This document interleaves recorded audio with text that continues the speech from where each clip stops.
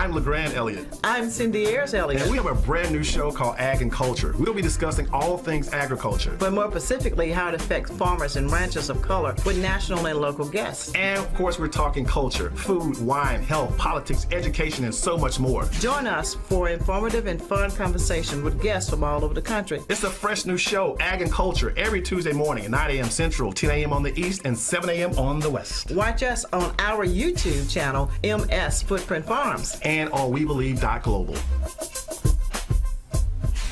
Good morning, and welcome. It's episode 11 of Ag and Culture. I'm your host, LeGrand Elliott. Dr. Ayers is on hiatus, so riding shotgun with me this morning is... Kirsten Burke. Miss Burke, welcome to the show. Hi. My new co-host. Thank you for being Ag and Culture. Hey, it's going to be a fun show today. We've got an exciting guest. We're going to just so happy about it's Tougaloo Day. I'm sporting my Ag and Culture swag today. We'll get all into that. But Ag and Culture is just a show about agriculture and how it affects communities of color. Our show is very interactive. I don't like hearing myself talk. Everybody knows that. So, give us a call, 800-492-5186. If you are on Facebook Live, what's up, everybody? Footprint Farms. On Instagram is Footprint Farms as well. You want to hit us up at the farm, 601-910-5584. Exciting show today, and I can't forget and be remiss if I did not shout out our sponsor title, Heifer International, our title sponsors. We are so happy to have Heifer International for over 75 years. Heifer International has been a proud sponsor of farms all over the country, helping people get a living wage by doing agriculture and farming. So we are so blessed to have them as part of our team. Hello, everybody in Little Rock this morning at Heifer International corporate headquarters. Now, with all that being said, again, it is Tougaloo Day, right? I'm a proud Tougaloo grad of 19-something, but that's okay. But this morning, in all seriousness, we have exciting guests. We have Dr. Shanelo Evans, founding principal of of Jackson Public Schools Tougaloo College High School Program. Welcome to the show. Good morning. Thank you for having me. Thank you for being here and taking so much time out of your busy schedule. I know you're very busy, and we're just so pleased that not only did you agree to it, but you agreed to come in the studio. So we're just so happy to have you here. Just getting started, Dr. Evans, one of the things that you said was just so striking to me, and is so profound, is that education is a priceless asset. Just talk about that a little bit, and just what made you feel that way and be so moved to actually, become the founder of what I think is an amazing program. Absolutely. Well, I grew up in Little Rock, Arkansas, actually. Okay, shouts out to Little Rock. Did not know that. Shouts out to the 501. I did not know that. That's right. Good stuff. And in my community, we grew up with very meager beginnings, and I saw what was going on in the community around me. I'm the oldest of 4 siblings, and I saw education is my way out. Education is a way to a better future. And if I could show my siblings that I could do it, then they could do it too. Absolutely. And so I wouldn't be sitting here without teachers or professors or people who poured into my life that showed me a different way, a way to be able to have access to the things that people want to have, that pursuit of happiness. So, absolutely. Those are the kinds of ideas that we wanted to share with students. 4 years ago, when we sat around the table and envisioned what would the ideal school look like. Right. And so along with those teachers and my assistant superintendent and others, we really put great thought into how could school be different. Through the research curriculum unit at Mississippi State University, and in partnership with the Mississippi Department of Education, they have these innovative schools. Sure. And our school is one of 5 early college high school programs in the state of Mississippi. Oh, wow. And that is so exciting. So in looking at it, it's obviously the acronym for this is JTech. So it seems like, with this program, obviously, you have about 117 scholars that are in this program from 9th grade to 12th grade. Just a little bit, just kind of expound on, maybe the basis of it, because the exciting thing to me is by the time the students are senior year, once they graduate, they are on their way or about to complete their associate's degree. That's phenomenal. Yeah, so the early college high school programs are aimed to recruit students who are typically underrepresented in college. That would be minority students, students with lower socioeconomic backgrounds, students who will be the first generation college graduate. And so we start those students in college coursework in the 9th grade. And the idea is that with support and with an innovative environment, that those students will not only be able to gain all these college credits, including up to an associate's degree before they graduate high school, but that those students would be able to go to college well prepared without the need for remediation and without debt. And that's impactful for generational wealth building. Yes, absolutely. That was you took the words right out of my mouth, is that immediately when they finish high school and they finish this associate's degree, they're not having to go dive into college and they have to take core classes. They're ready to go right into the major. Absolutely. With no debt. With no debt. So, Dr. Evans, what are the qualifications of someone who, a student that may, or parents may have, be a subscriber to our show? What are the criteria to actually become a student, a part of this very special program? Well, we do a unique, I say unique, but it is different than our IB or APAC options within our district. Right. But students have to not only apply, but it's not just demographic information. It's really open-ended questions that help us get to know the parents and the student before we select them for interview. And then the students interview, and then the parents interview separately as well. And we have a committee of people who hear that information, and we're looking for highly motivated, well-behaved students. Before the pandemic, we used to accept 50 students. Now we accept around 30 students each year, so that we can make sure that we social distance within the environment. But those are the kind of students that we look for, students from inside of the Jackson Public School District. And I think that's exciting. And kids also get a knack for what college life is like, because they actually go to school at Tougaloo College, right? When they go to school, they're actually at the college on campus. We are housed at Tougaloo College. Some of our students have never gone to their home school. We say their home school before. Right. All of their coursework is done right there at Tougaloo College. So these kids come from, they may have gone to one of the other JPS middle schools there, but now they've made the quantum leap to the program. Yes. So they've never really known the high school. They've really known college. Right. Wow. That's so exciting. So, and you mentioned something else. What is the difference between this program and APAC? Well, I have had the privilege of working at an APAC site, an IB site, and this site, and then a school without a special program. And I tell parents all the time when they say, is this program, which one would be best for my child? Sure.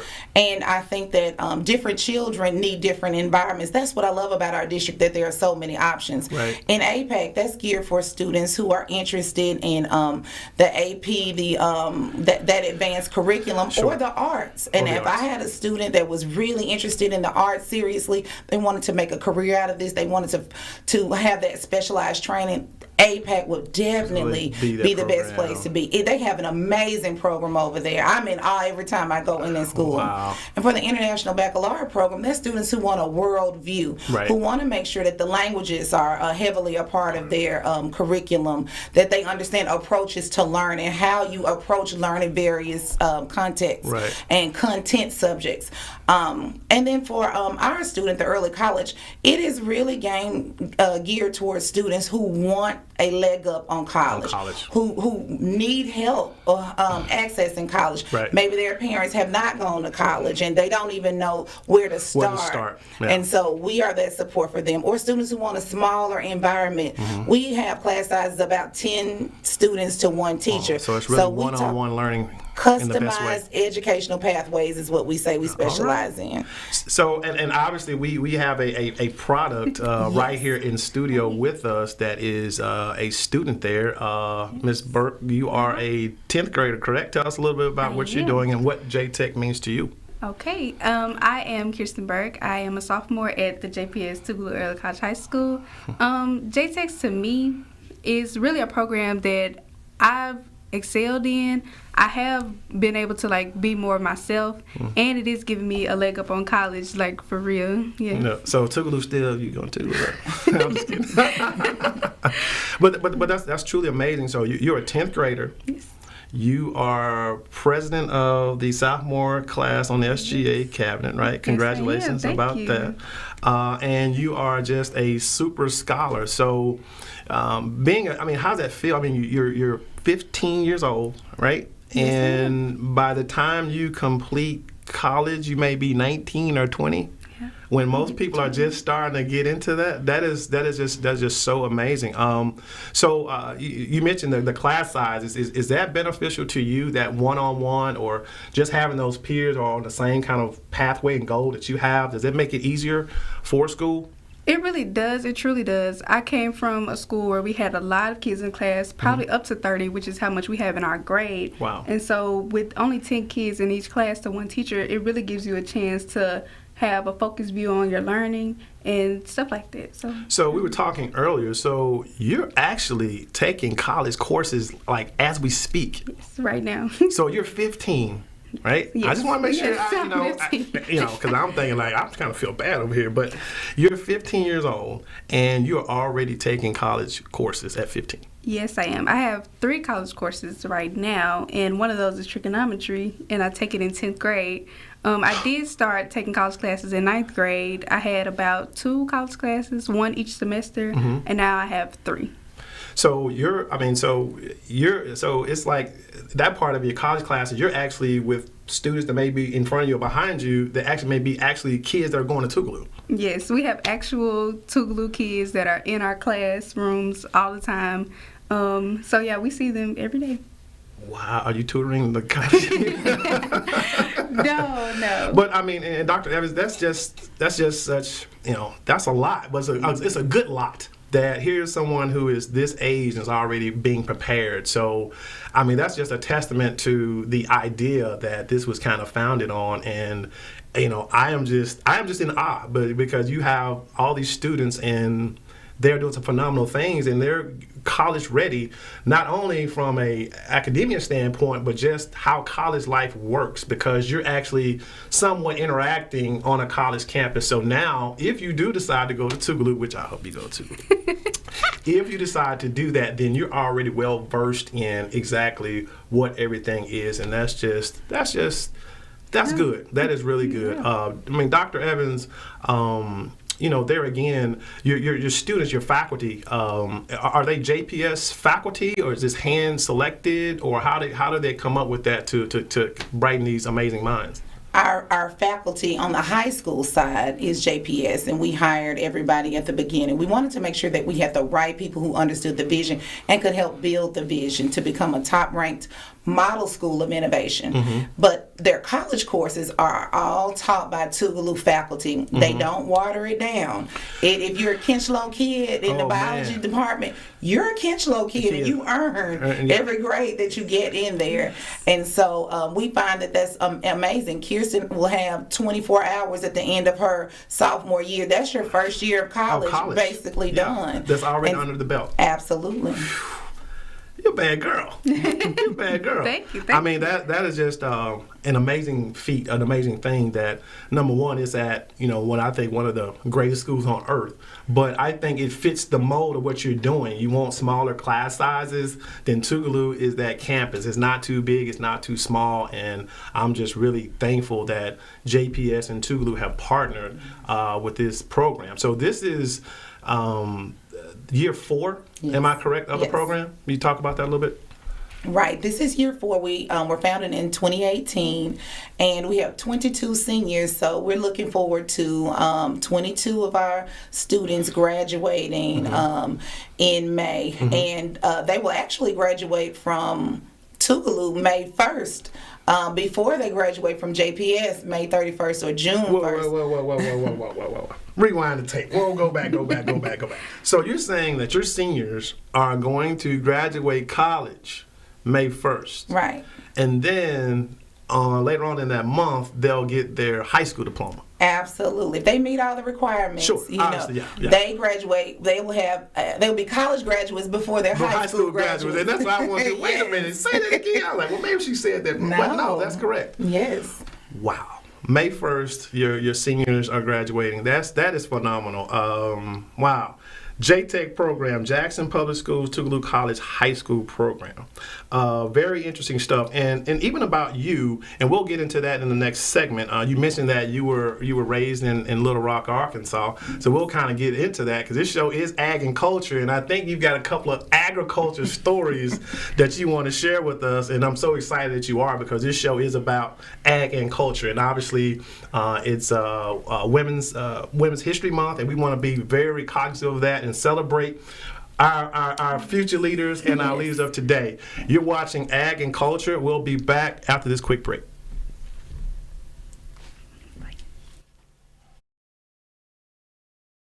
Heifer USA is a nonprofit that supports small-scale, sustainable livestock businesses, and we are currently seeking individuals interested in pastured pork production in the state of Mississippi. Applicants should have access to at least 35 acres of land and be willing to participate in in-depth training, both online and in person at Heifer Ranch in Perryville, Arkansas. To learn about our operation, check out the Pastured Pigs playlist on the Heifer USA YouTube channel, or contact Farmer Engagement Specialist Ruth Canada at 501-391-5511. Footprint Farms is a beautiful 68-acre vegetable and cattle farm located in Jackson, Mississippi, and is Mississippi's largest urban farm. The mission of Footprint Farms is to provide the community access to healthy food choices, introduce our youth to agriculture, and provide training and technical assistance to small farmers and ranchers. The farm is open to the public every Friday from 2:30 to 5:30 p.m. to purchase fresh produce or visit us at the Mississippi Farmers Market located near the fairgrounds in February. We accept all forms of payment, including EBT and SNAP benefits. Looking for a beautiful venue for your next wedding, family reunion, or dinner? Footprint Farms offers a 3,000 square foot facility on 5 beautiful acres, perfect for your next event. For more information, visit our website at footprintfarms.com, Facebook and Instagram at Footprint Farms, or call us at 601-910-5534. Footprint Farms, farm fresh, city sweet. Back to Ag and Culture, episode number 11. Great guest. It's an all Tougaloo thing today. I told my mom, I'm sorry, I love JSU and all that, but it's a Tougaloo thing today. Two amazing guests, Kirsten Burke, who is a sophomore at the JTech program housed at Tougaloo College, and we have the founding principal, Dr. Shanelo Evans, in studio with us today. And we've just been really talking about this amazing program, amazing students that you have. But also, and I was going back and just looking at your bio, prior to the JTech, you were head learner and principal at Northwest Jackson International Baccalaureate World Middle School. And 2013, 2014, it was rated one of the number one, if not the number one, middle school in Mississippi. Can you elaborate on that a little bit? Right. For 2 years, we were number one. My last 2 years as principal, we were number one ranked in the state of Mississippi. That means our students perform well on the state assessments. Mm-hmm. They outperformed every other school in Mississippi. We were also a NAEP school, so we got a national rank. And I'm sorry, NAEP means? It's another assessment where, like in Mississippi, has their own assessments, but this one, the same test is given to students all over the nation. Right. Gotcha. And we were ranked number 48 out of 98, number 45 out of 98,000 middle schools in the nation. So you're top 50 in this in Mississippi. And you know, we hear that so much of not having those good numbers. Usually it's on the other side of it. So in your opinion, and seeing that in real time, if you could just speak to any school system that's out there, I know there's no silver bullet, but what are some of the basics that you started with to start getting those stepping stones in place to really have those students eager and ready to go? I think it's about a team. It's not just me. I'm just one person. I call myself the guardian of the vision. Okay. And so once we cast our vision, it's my job to protect that and to hold us all accountable for achieving it and be held accountable for achieving it. Yes. But I believe it's experiences like this where you get students outside of the classroom. We believe students should see, experience, and do what is learned. Absolutely. That education is a part of the community's responsibility. They should come in and help educate us. We should go out and help serve them. And it's that that dance, if you will, that back and forth where students can see how you can use trigonometry in the real world or the thinking behind trigonometry in your real life that helps them to excel when school becomes relevant. Right. When they have personal connections where their voice is heard and students are trained to be leaders and producers and not just consumers. And that's important. That makes them more eager. That makes them look forward to going to school. Absolutely. And that's a lot, because I know I was one of them. I will say in high school, it's like, okay, I'm in algebra 2 or whatever it was, and I'm like, when am I ever going to use this? But no one was really there. I mean, I obviously had to take it and pass it, thank God, but no one was really there to say, well, you look at it this way, you'll be able to do this, or you may have to use this, that. And no one really broke it down to me that way. And if you really engage students that way, a couple of things. The discipline part comes in because they're going to be like, okay, I can use this, and I can use this to go wherever it is I want to go and be who it is I want to be, regardless if it's algebra or history or whatever that is. But it's the student engagement. And how did you also get the parents to buy into that? I think that every parent wants the best for their child, and I think they're going to buy into their child. And so what I really love about my job is when I have parents like Kirsten's mom who say, things like, I know that my child is in good hands when they're with you all. Right. And I've heard that no matter what school, I have been employed at, that makes me feel wonderful. And I take that really seriously. And so the parents buy in because we have the same outcome. We're hoping for the same end goal, that each student will be able to arrive at the destination that they set forth. If Kirsten wants to be in the medical field, then it's my job to be her agent, to be out there making sure she has those experiences, the internships, the networking that she needs to be able to do that, and then be prepared and know how to communicate effectively. The soft skills matter as well. The soft skills are very important, and I know the soft skills definitely help me to be able to be in any situation and be able to perform and be a part of that conversation. Speaking of internships, I was also, you were talking earlier that you told me that, just like Dr. Evans alluded to, you have already started one of those programs. Tell me about the internship program. Okay, so I have done a job shadowing with a nurse practitioner recently. All of us actually had to do job shadowing, and it was a great experience. I really got to learn about the field, and I actually changed my field to be a nurse practitioner. Oh, wow. Instead of a doctor. So it was that profound and inspiring to you that you're like, okay, this is kind of the pathway that I'm looking towards. Yes. That's amazing. And again, that's a testament to the soft skills and the whole rounding of the student, not just the academia part of it, which we know that's going to be there, but also just like you mentioned, the soft skills. Being able to do that, you should be heard and not seen, in an internship, because you get more out of it when you really engage. And I think as a college student and even as an adult in your profession, being able to engage with those soft skills, I agree, is just so important. And I'm just elated that, you actually were inspired that, hey, I want to be an MP or PA, depending on where you are. That's amazing. So is this school considered like a STEM school, or is it just all things rounded for a scholar, no matter if it's math or science? It's not just a math or science thing. Well, we have a focus on innovation, and innovation does lend itself to technology. We have AR, VR, augmented reality, virtual reality equipment, 3D printers. We use technology really to engage students deeply in the educational arena, and then that's their niche. They like technology if it's used in a way. That's right. That they deem appropriate, and so we try to. Education seems to be a business, if you will, where we tell the consumer this is what you should want, unlike other businesses where the business listens to the consumer's desire. So we try to reverse that. We want to listen to the students and get their input about how we can refine what we do. Good. Hey, this portion of the show is being brought to you by Heifer International. For over 75 years, Heifer International has been key and instrumental to helping farmers all over the world, including the United States, for farmers to have a sustainable living. Just wanted to get that in there because we love Heifer so much. We appreciate them, and that's the thing about it. The technology part, and obviously, kids are really tech savvy now. But when you really put that savviness to the right uses, and you're getting the experience of 3D printers and all those things that, you know, some people may go into the computer science part of it because they're intrigued by robotics.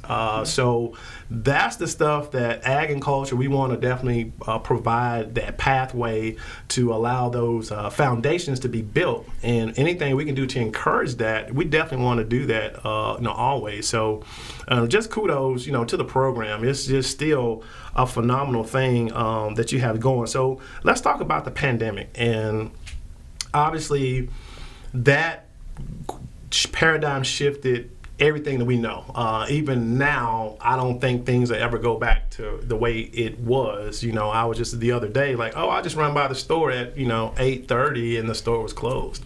And the store was closed because there was nobody there to work. So that has changed. So how do you guys overcome those barriers? And I know that the distant learning became a thing, and I'm glad it did. And it's now part of just everyday curriculum. It's like, okay, we're not going to school today? Okay, get your laptop out, let's go.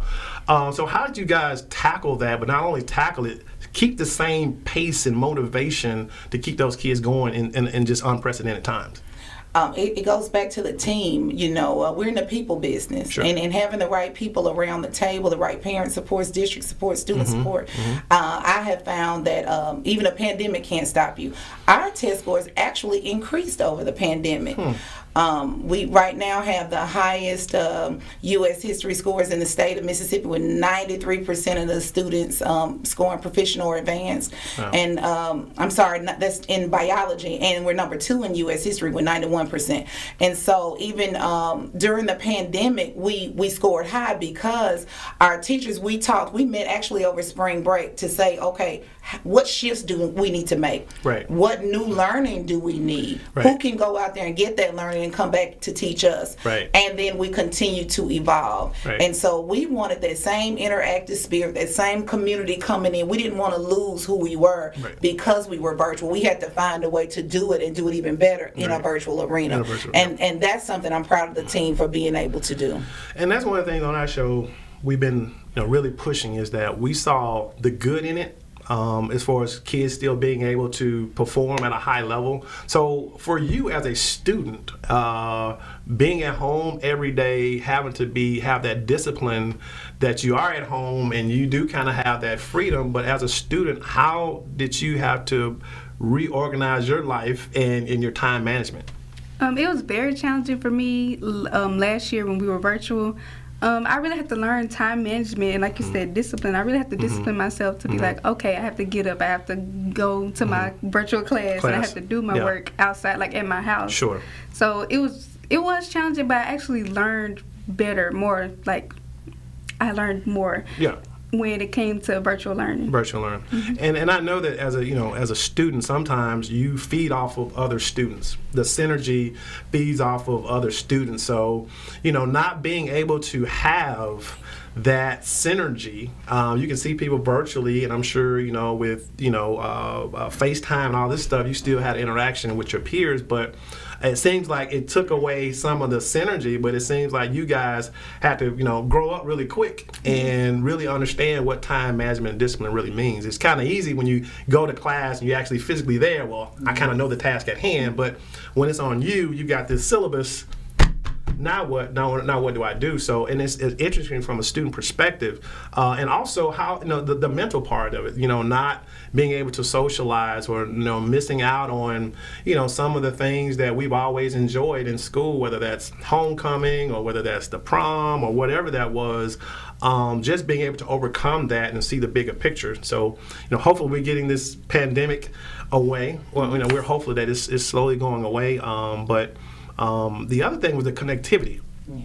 And it really showed that, we're in the Jackson area, we kind of had privy to, whatever T-Mobile, your mobile, AT&T, we had that. And I started thinking about students that maybe in the Mississippi Delta that are in a rural area and did not have connectivity, because obviously this is really homeschooling now, and that technology piece is that real bridge to keep this going. Did you have any of those challenges? Even though most of the kids are obviously here in the city, did you have any challenges when it came to the connectivity, and you guys maybe had to do a reapproach, or how did you guys kind of tackle that? Well, the pandemic helped me to see that you didn't have to travel to the Delta to see those disparities. There were lots of families right here in Jackson that didn't have internet at home, or they didn't have high-speed internet to be able to handle everybody in their neighborhood on the Wi-Fi at the same time. That's right. We were fortunate at our school to have been one-to-one. That means all of our students had laptops before the pandemic. The rest of the world didn't necessarily look like that. The rest of our district didn't look like that at that time. So we were able to shift nimbly where others had to struggle or had to find paper versions. We could more easily transition to an online platform. But making sure that students had connectivity at home for our district was essential. Our Partners in Education department found sponsors who got hotspots for students who needed those, and we could deliver them. Making sure that our broadband was such that students could, if they could go to the school, even just drive up there and to be able to log in to be able to connect if their Wi-Fi was down at home. But just finding some partnering with churches to open up their doors so that students, when we were virtual and parents had to work, daycares were closed, that they could help to make sure that students were cared for, provided for, but were still able to learn. Those kinds of connections really spoke to the culture that we have in Jackson and in Mississippi, and that I truly love. And that's that's kind of what I was getting to, is that we saw that obviously there was a food disparity, but we also saw that there was a true digital divide. And you're right, you didn't have to look at the Mississippi Delta. You could look right here in the city and in the surrounding areas around the city where connectivity was an issue. And you kind of factor in parents couldn't work. That means that parents weren't making a wage, and you had all these different things going on. So there was pressure from all different angles that we really never seen all at one time. Collectively, we've never seen all that at one time. So it's amazing. Hopefully that's a blueprint going forward that our public school systems will take note of and be ready to prepare for whatever may come next when it comes to a pandemic or anything that forces kids to be out of school for a long period of time. We're here with Dr. Shanelo Evans, founder and principal of Jackson Public Schools Tougaloo College High School program.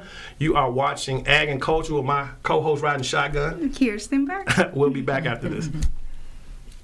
Heifer USA is a leader in regenerative agricultural practices, like our pastured pork production operation. Raising pigs on pasture allows the animals to flourish in their natural habitat while building organic soil matter and restoring soil biodiversity. And we're sharing our knowledge with viewers like you with in-depth training videos on raising pastured pork, poultry, cattle, and sheep. Find us on YouTube at Heifer USA and join our online community of regenerative ranchers today. Footprint Farms is a beautiful 68-acre vegetable and cattle farm located in Jackson, Mississippi, and is Mississippi's largest urban farm. The mission of Footprint Farms is to provide the community access to healthy food choices, introduce our youth to agriculture, and provide training and technical assistance to small farmers and ranchers. The farm is open to the public every Friday from 2:30 to 5:30 p.m. to purchase fresh produce or visit us at the Mississippi Farmers Market located near the fairgrounds in February. We accept all forms of payment, including EBT and SNAP benefits. Looking for a beautiful venue for your next wedding, family reunion, or dinner? Footprint Farms offers a 3,000 square foot facility on 5 beautiful acres, perfect for your next event. For more information, visit our website at footprintfarms.com, Facebook and Instagram at Footprint Farms, or call us at 601-910-5534. Footprint Farms, farm fresh, city sweet. Hey, welcome back. It's the C Block Ag and Culture episode number 11. It's been 11 episodes already, and I'm still blown away by that. Dr. Shanelo Evans is here with us, founding principal of Jackson Public Schools Tougaloo College High School program, also known as JTech. So, and I'm also my co-host here, Ms. Kirsten Burke, future nurse practitioner / right? Yes. All good stuff. So, on the agriculture front, Dr. Evans, we were talking during the break. You grew up in Little Rock, Arkansas. Yes. That you mentioned, obviously, the humble beginnings. And I think about Little Rock is so much similar to Mississippi. We have our very rural areas, just like Little Rock does.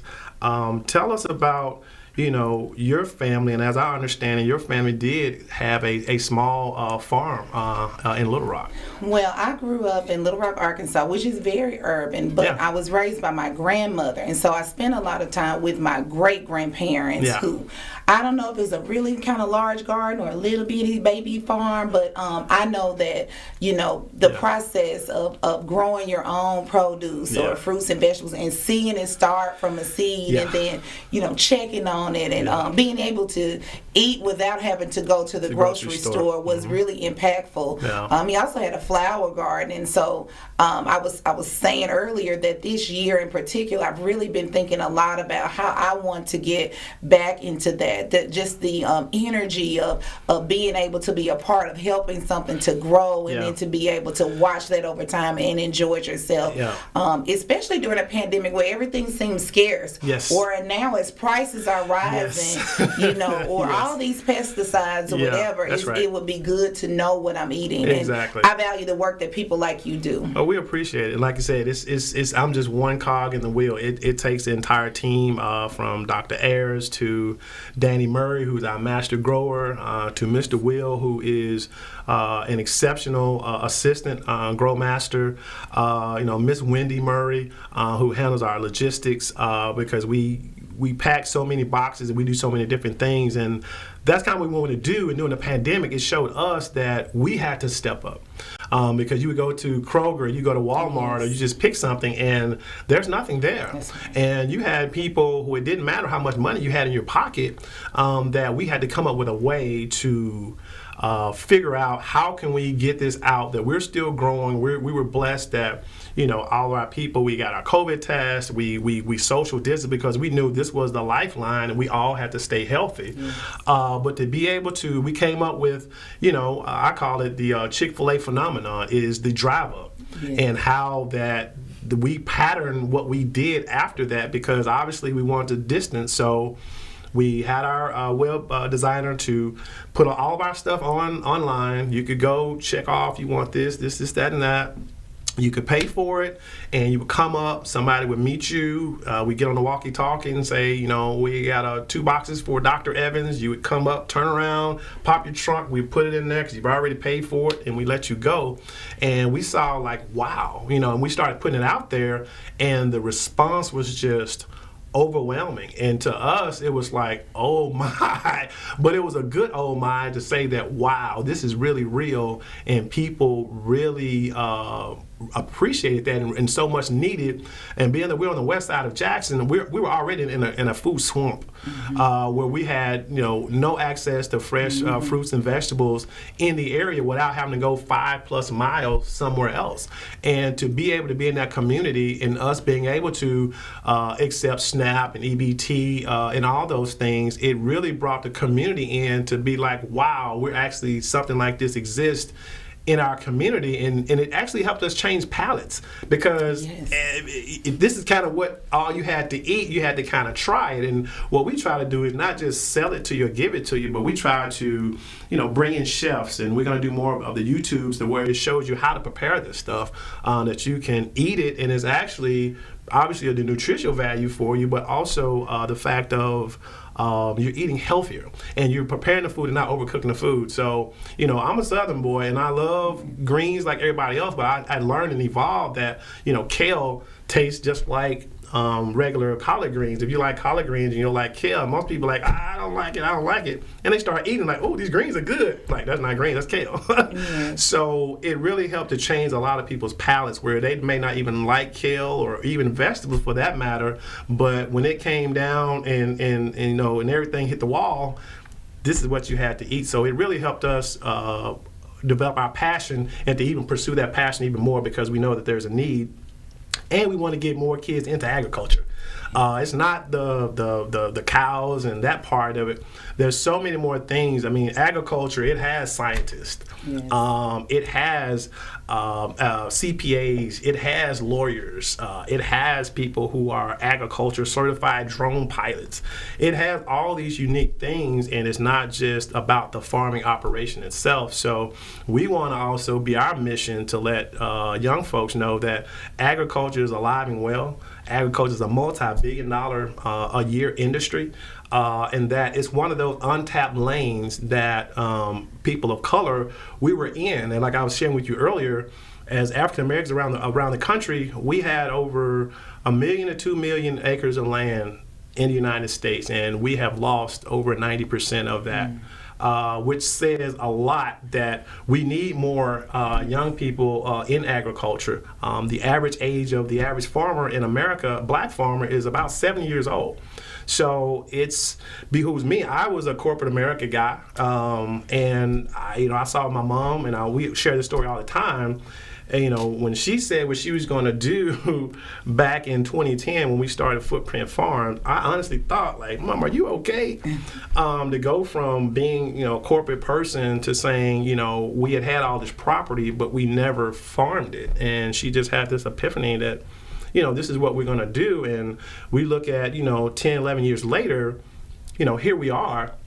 And we're doing some amazing things. And we're able to have platforms such as this to bring on incredible guests like yourself. So no, if your great grandmother, it was a field. It wasn't no garden. You was in the field. Because I too, while my mom was in school doing her thing, I was reared by my great grandparents. Okay. So it wasn't a thing where I could sit in the house and play video games all day. I was up when they were up, and they got up at the crack of dawn, and it was like, spring break time, right? I wasn't able to go to, wherever, people go for spring break. I was out there this time of the year. We were setting out tomato plants and getting ready to plant squash and cucumbers and all that stuff. But those were lessons that I learned that I was able to take with me and understand and respect, like you said, being able to have vegetables, because we went to the grocery store for necessities. It wasn't for vegetables, because they had me out there during the summer picking them all. So, and then the conversations you have, sitting on the porch, snapping beans, or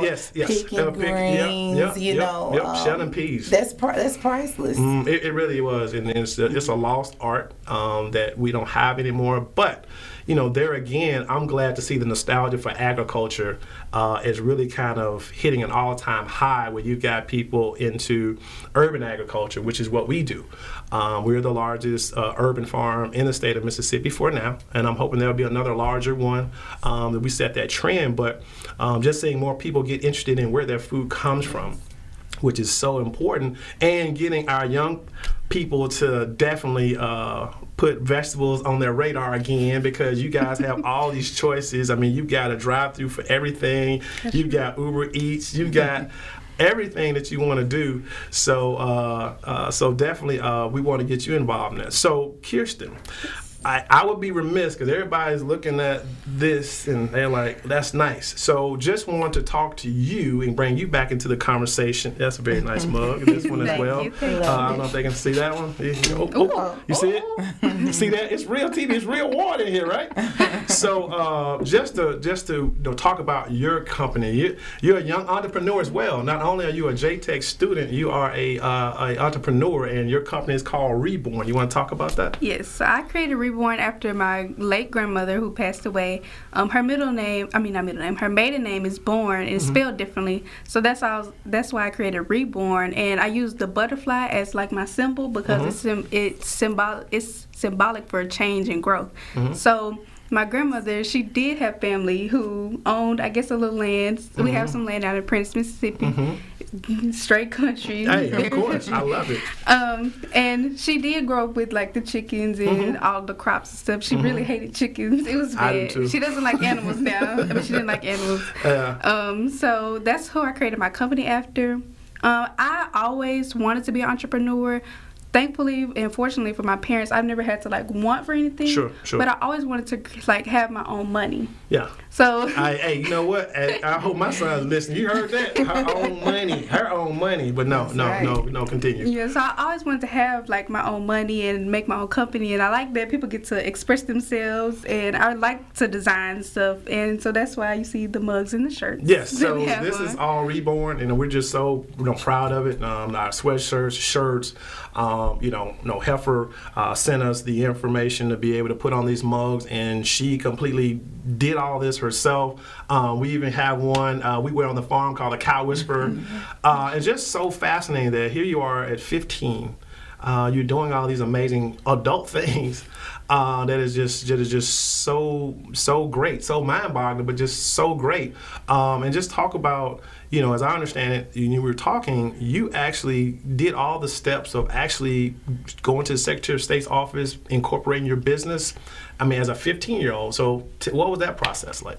So I incorporated my own business on the Secretary of State website without my mom, without like any help. That's right.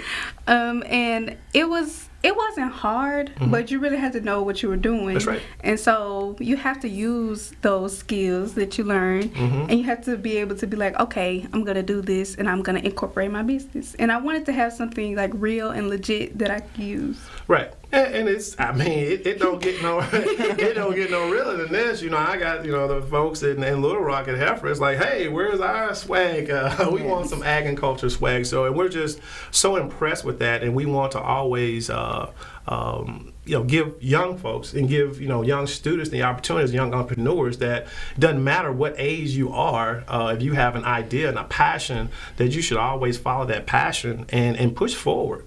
There's going to be a lot of people going to tell you reasons why you can do it. I always listen to people who tell me that I can do it. So we're just so happy that you're doing this with us.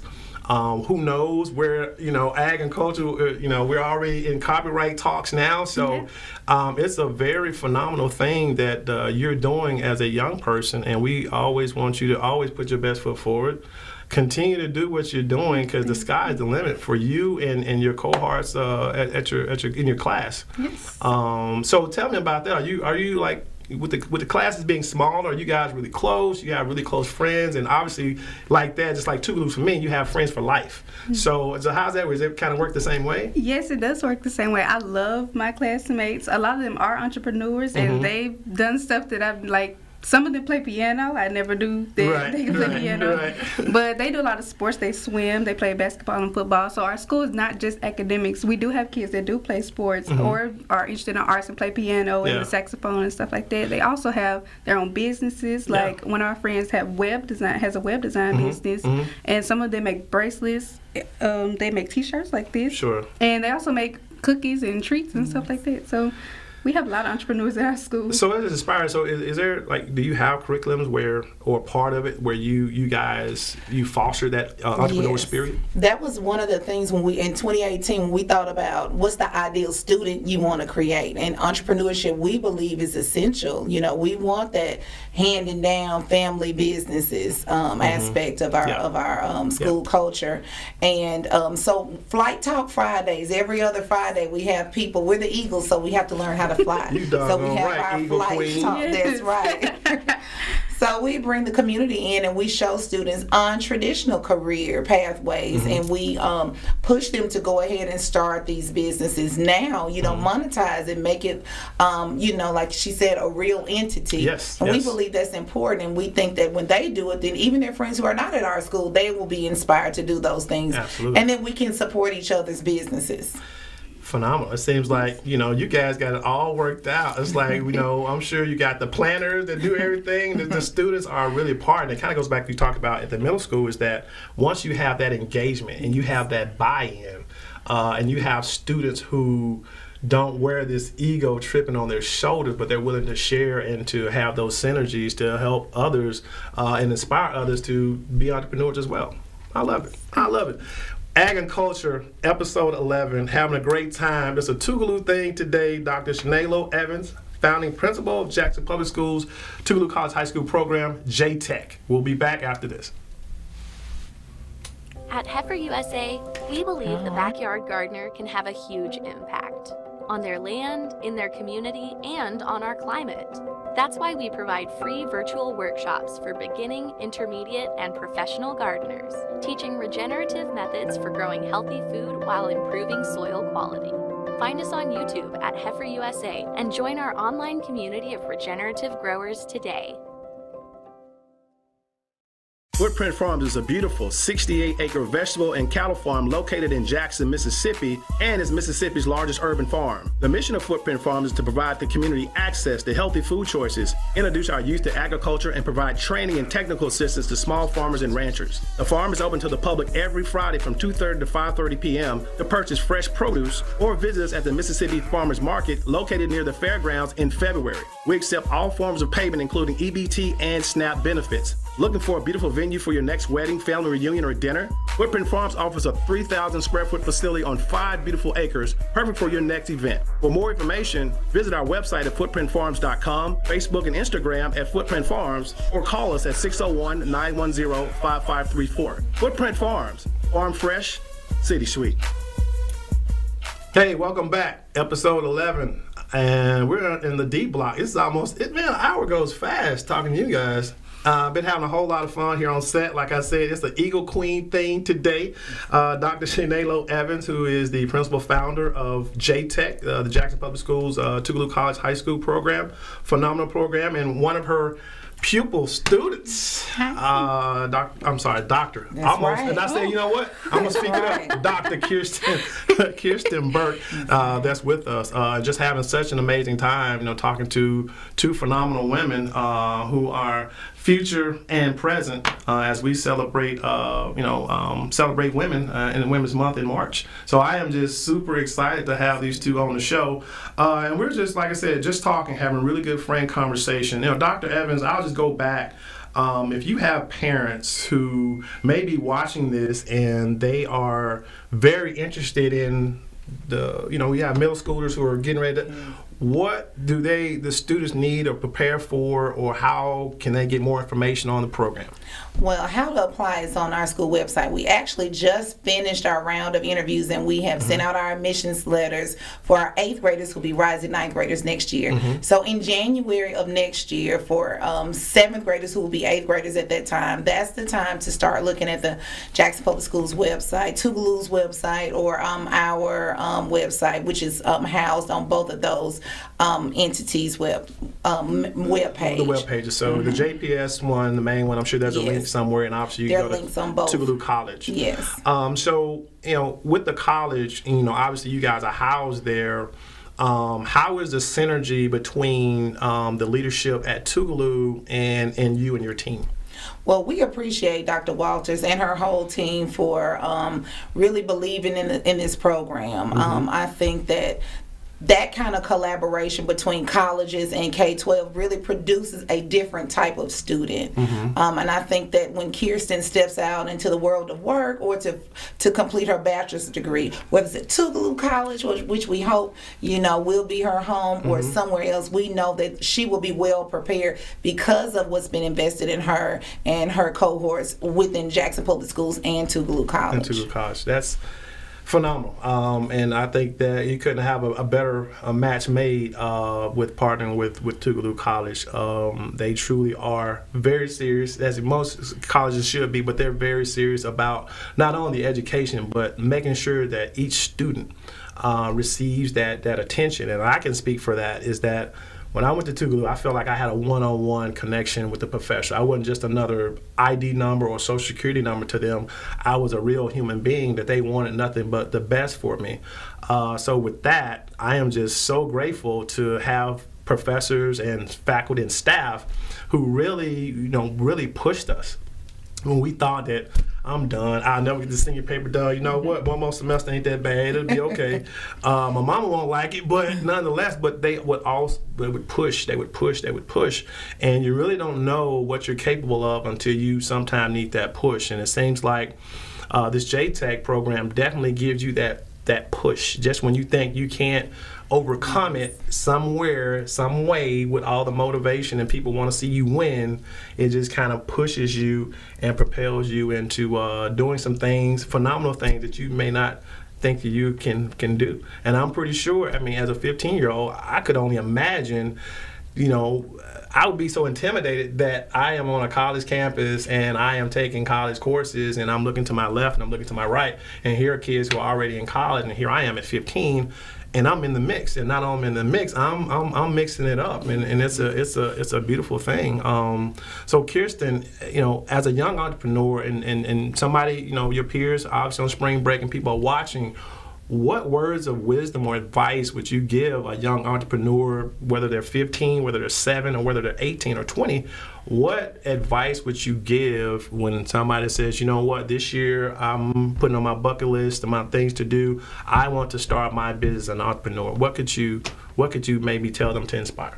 So a lot of people in my generation are starting businesses. We are transitioning from the traditional 9 to 5 to everybody having their own business. And so I would say is be acceptable, be open to change, because you're going to change a lot. I rebranded my business probably 3 times over the past year from going to like different things. Sure. And so I think that you should be open to change, and also don't let anybody tell you that you can't do it. That's right. Because a lot of people will tell you that you can, especially how young you are, or stuff like that. So I think don't let anybody stop you from creating your own business. Wow. So, I mean, you guys are everywhere. I mean, this is phenomenal.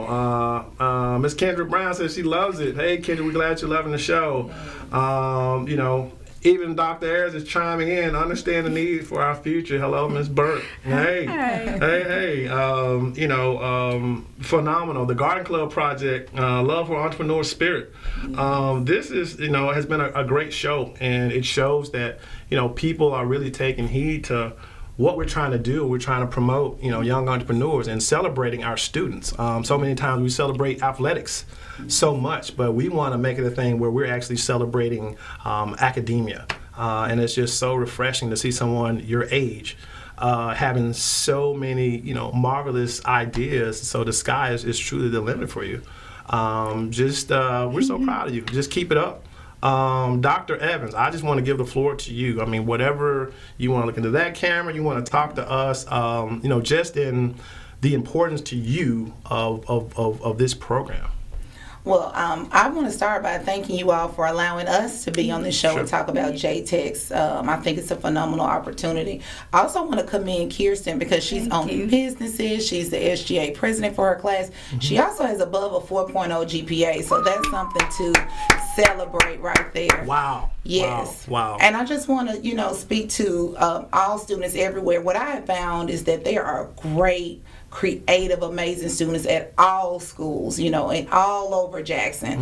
And I hope that today, seeing you live your dream inspires them to live theirs. Absolutely. Seeing Kirsten live her dream, I hope that inspires them to live theirs. And then even hearing my story, I would not be here without educators believing in me and the community wrapping their arms around me to tell me that I can, even when I thought I couldn't. And so I hope the community is also challenged to find a school near them and get involved. Share your passion, whether it's gardening or knitting, or even if you feel like students won't be interested, there is a group that will be. So I hope to see more of the community coming into the schools and letting us know if we have a way to be able to serve the businesses and the organizations within the Metro Jackson area. I think together we have the success story in the making. Absolutely. Hey, and I will ask this. You're not going to like this question, but I'm going to ask it anyway. Oh, okay. So, spring break is you guys are spring break officially started yesterday or this week, right? Yes. So, as a principal, what would be some of the things other than having some enjoyment? What would you like to see your JTEX students doing? Well, they really work so hard. Like Kirsten's in 9 hours of college courses as well as all of her high school courses. I do want them to engage. I think that during the pandemic, students lost some comfortability with social interactions, getting out, connecting. I hope that they will do it. This is also a time to think about a business that you might want to start. I hope that they will think about that and partner with some friends saying, hey, we're interested in this. How can we monetize it? I think that that's a good thing to do. And I also hope to see them at the farmers market where I'll be on Saturday morning. I want to go get me some Swiss yards. So I want to get some curly kale. I want to get some onions. I want to get the best produce, because they will help. If you like this, they'll recommend some other things for you to try that your kids will love at home too. So I want us to get back to eating, from where we know where it's coming from. Absolutely. And so I hope that I see them on Saturday morning, but also that I hear the ideas that they have generated over the spring break. See that? I mean, you know what? That was not rehearsed, and that was a paid, unsolicited. Hey, we got some more stuff up here. I'm blind in some places, but I can read this. Great advice, insight, Kirsten. Our son started his mushroom farm at 7. Wow. No limits. You can. Footprint Farms is saying you can go to Ag and Culture on YouTube and watch all the shows. So yeah, we're episode 11 now. So if you missed this one, you definitely want to play this one back, because I can't wait to go home and watch this one, right? You can go back. You can go to, you just type in YouTube. Just go to the search bar, put in AG plus Culture, and you'll get episodes 1 through 11 here today. You'll be able to see it in real time. Footprint Farms is everybody shouting you out. GPA is 4.0. Keep it up. Magnolia, the Magnolia Sunset Market is returning to Footprint Farms. It's a market that we hold once a month through the spring, summer. We did it, our first inaugural year was last year. We averaged probably about 100 to 175 people. We have community entrepreneurs that come in, and they're able to have their wares there, whether it's custom jewelry, whether it's T-shirts, whether it's other fashions, or even food. That we have that there. It's going to be this Saturday. We have it once every third Saturday, but this Saturday will be our first one for 2022. It's from 4 to 7 at Footprint Farms. We're at 4945 South Drive on the west side. The best side. The best side, right? But if you've heard about it, you didn't get a chance to come out last year. It was very just a phenomenal time. Sometimes you start stuff, you really don't know which way it's going to go, but it was full throttle from March on in. So if you missed Magnolia Sunset Market last year, Saturday from 4 to 7, we'll be back in the house with all the great vendors. We have some amazing people that come with some really amazing food. Some of the food trucks are there. It's very, very, very kid-friendly. We've got a 5-acre lawn that the kids can really run and get some energy, because so many times kids are cooped up in the house these days from the phone to PlayStation 8 or whatever they're playing. But it gives everybody a family event. It gives everybody a chance to get out and you come see the cows and just look around and just realize that there's something like this existed right in the middle of the city. So Magnolia Sunset Markets is this Saturday. So a little bit of time left here. Kirsten, do you have any last words for us, the subscribers? Because obviously you guys are blowing up and trending now. So anything you want to share, you want to add before we get out of here? Start your business. Start anything that you want to. Dip in all fields, because you never know what might actually take off. That's right. Dr. Evans, same thing to you. I agree with Kirsten. Don't be afraid to start. Don't let failure make you shy away from trying something new. I have found that failure is a key component to success. Yes. And the road to success is not a straight one. It's back, forward, ups and downs. That's right. But it's that resilience and that perseverance that no matter how many times I get knocked down, I'm going to get up. And if you keep getting up, you're going to win. So surround yourself by positive people. Yes. I like what you said. There are a lot of people who tell you what you can't do. That's right. But just listen to those who say that you can, because you really can. I could have said any better. I just said that. I mean, I might as well just drop the mic, Doc. Just drop the mic on that. That's right. But we're just so happy to have you guys here. It's been an amazing show. I've enjoyed it. It seems like we just got started. An hour has already gone so fast. You guys are welcome back anytime. We hope to get your classes out to the farm and before you guys get out of school again. So mi casa is su casa. So we definitely want to you guys to come out and see what we have to offer. So with that, we're going to raise our mugs. Everybody, we're going to raise our mugs. Thank y'all so much for watching Ag and Culture today. We had such a phenomenal time. Stay tuned. Episode 12. We'll see you. I'm LeGrand Elliott. I'm Cindy Ayers Elliott. And we have a brand new show called Ag and Culture. We'll be discussing all things agriculture. But more specifically, how it affects farmers and ranchers of color with national and local guests. And of course, we're talking culture, food, wine, health, politics, education, and so much more. Join us for informative and fun conversation with guests from all over the country. It's a fresh new show, Ag and Culture, every Tuesday morning at 9 a.m. Central, 10 a.m. on the East, and 7 a.m. on the West. Watch us on our YouTube channel, MS Footprint Farms. And on WeBelieve.global.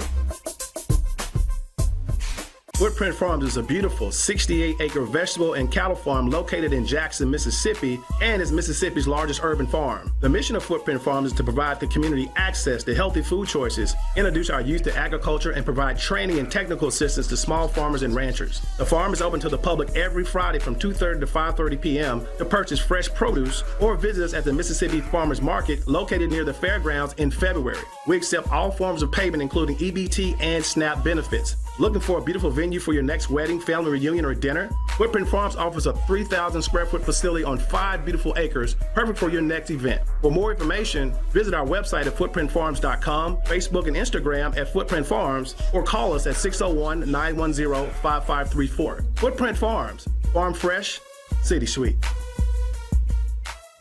Heifer USA is a nonprofit that supports small-scale, sustainable livestock businesses, and we are currently seeking individuals interested in pastured pork production in the state of Mississippi. Applicants should have access to at least 35 acres of land and be willing to participate in in-depth training, both online and in person at Heifer Ranch in Perryville, Arkansas. To learn about our operation, check out the Pastured Pigs playlist on the Heifer USA YouTube channel, or contact Farmer Engagement Specialist Ruth Canada at 501-391-5511.